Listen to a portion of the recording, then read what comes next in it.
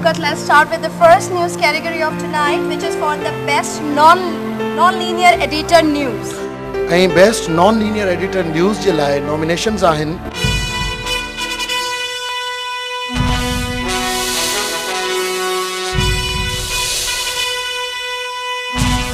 Category आहे best non linear editor.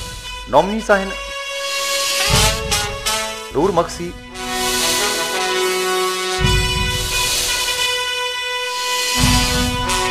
Javed Didar Ansari,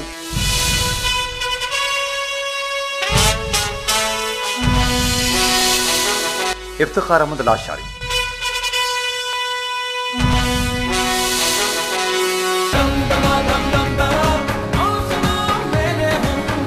book Bond pearl dust दिलिन खेमिलाई। And to do the honors, I would like to call upon the stage the Minister for Culture, Sassi Paliju.